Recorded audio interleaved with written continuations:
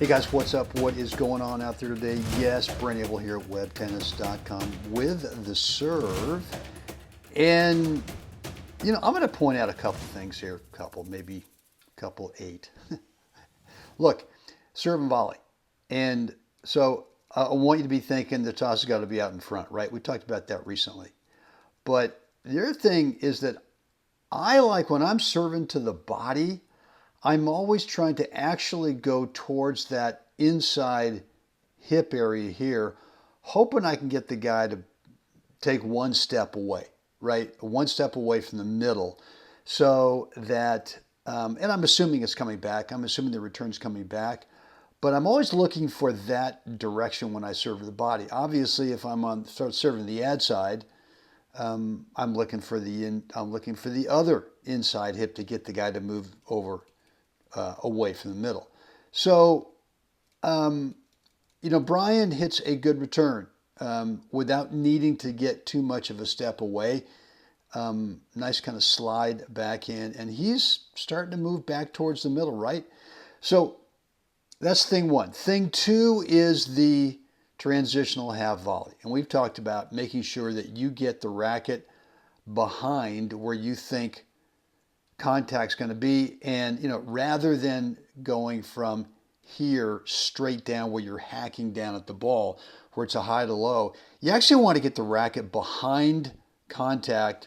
This is a little late getting behind contact, but it still works out because at this point you want to feel like, okay, I'm providing a little backboard, momentary backboard for the ball to rebound, to compress against the string bed and then rebound out, and still use your body weight to nudge it forward, right? So that you don't feel like you need a major swing on this. You just need to let the ball compress into the string bed and then nudge your body forward as you're doing that, because you've got to improve your court position anyway, right?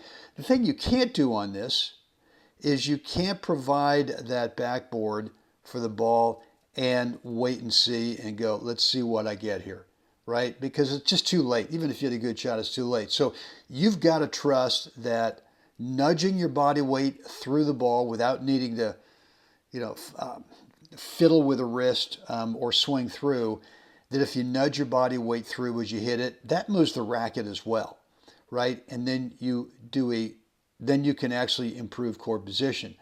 And look, this to me is like as good as I could have intended in terms of where I want to minimize his possible passing shot angles, right? Can he go up the line? Absolutely, right? But I'm going to say to him at this point, I'm going to give you up the line, and if you can hit it up there, thread the needle, hey, man, well done.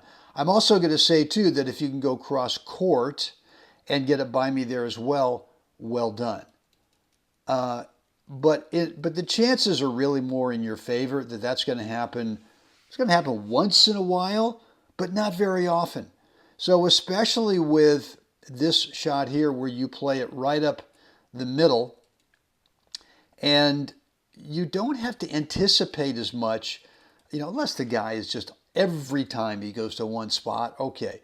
But all things being equal, if he's going to mix it up, he doesn't have the angles, and I just kind of feel like I don't have to kind of, cheat a little bit one side to the other. I can kind of wait and react. Now, look, this is a volley that we all need, right? Look, backhand volley, and where do you want to go with this, right? So what's the right shot? And look, I mean, certainly you can carve it over here. And again, mindset-wise is okay. I'm going to carve it over there and make sure that I get my body position, slightly to the right of the center service line here, again, to force the pass. You can certainly volley it back up towards this area here, right? And you're in pretty good position right now to be able to defend against the pass. Or you could go ahead and why not just volley it straight back at him, because maybe you're feeling you don't really have that great of, you don't have the greatest geometry at this point, right? The ball's a little bit low. It's probably about the height of the lowest part of the net right here, right? And you're not on top of the net, so you don't really have great geometry. So the other shot that you got to start developing, that you got to practice, is this little dropper. You just have to get this into your, and it doesn't have to be this good, right? I can't believe that my intention with this drop volley was, hey, I'm going to take this thing and just go right here with it. It's just, I mean, I'm going to say probably that was not my intention. My intention was to play a dropper, yes, but to play it more well inside the sideline. And look, if that's the case and you end up being a hair late, maybe I was a hair late on this, I'm not sure. But if your intention's a good 2 or 3 feet in the sideline, even though it's a dropper, and you end up here, I guess you're okay. If this is your intention and you slightly are late with timing, there's no way it stays in. So how do you hit this shot, right? How do you learn to play this kind of a drop volley? And all I can tell you is that it starts with presenting disguise, right?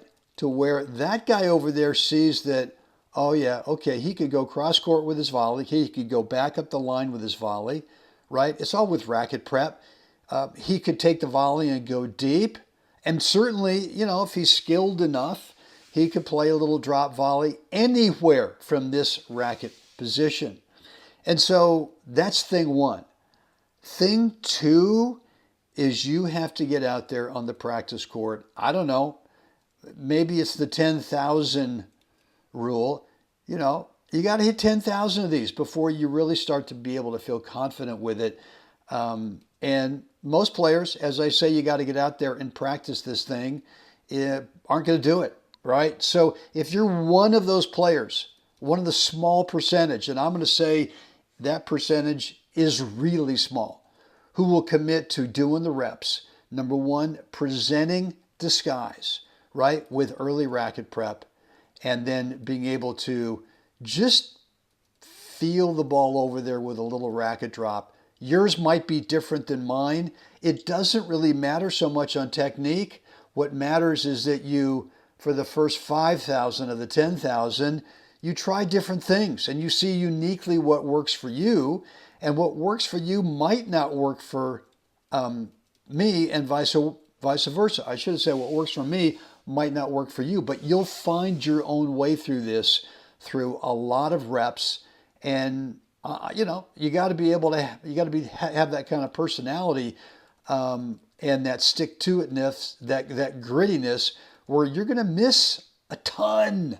But if you get pissed, if you get emotional over missing because it's not happening fast enough for you, it's never going to happen, right? Eventually, it'll never ever happen. So every time you miss, it's a learning experience to feel, okay, maybe what can I do a little differently next time, right? The key one, as I keep telling you, is you got to prep so early that it looks like you could do one of 6 or 7 different types of volleys, right? And then you just do this. So how do you practice this? Here's what I would tell you to do. Get a guy over there, or get the ball machine over there, and have him feed you balls. Just say, look, play them over to my backhand, and play the first one that he feeds to you, prep it early, and just go right back up the middle, right? Just right back up the middle. Do 2 of those, right? The key is prepping it early. The next ball, the third ball, is you're going to do this. And I'm telling you, you're going to screw it up. I don't know how many thousand times. It doesn't matter what that number is. I'm just telling you kind of what my number is, right? 10,000. Maybe yours is going to be 1,000. Who knows? But the key here is that you put yourself in that select minority of players who are actually going to put in the time and work this thing out.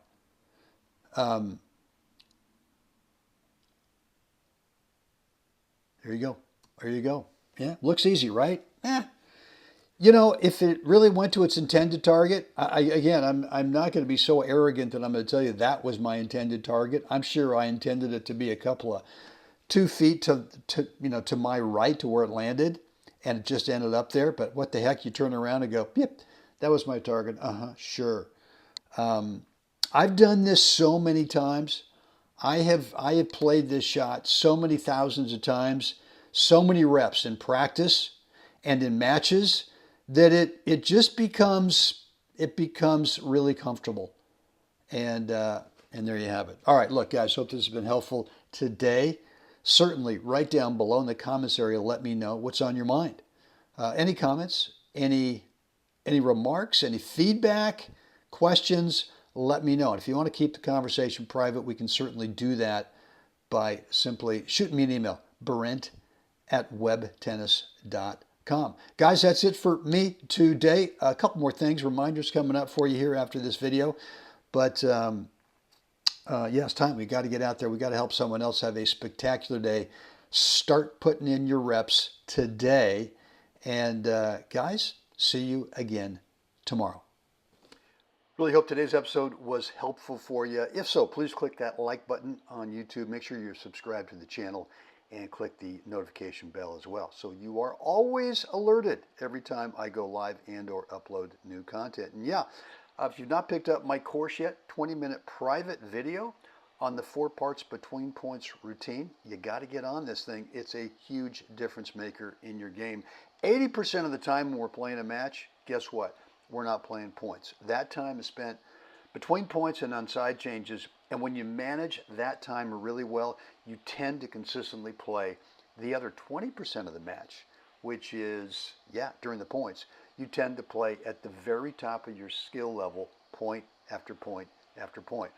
Go on over to webtennis.com, drop in a first name, email address, and you'll get immediate access to that private, free video on my very specific 4 parts between points routine.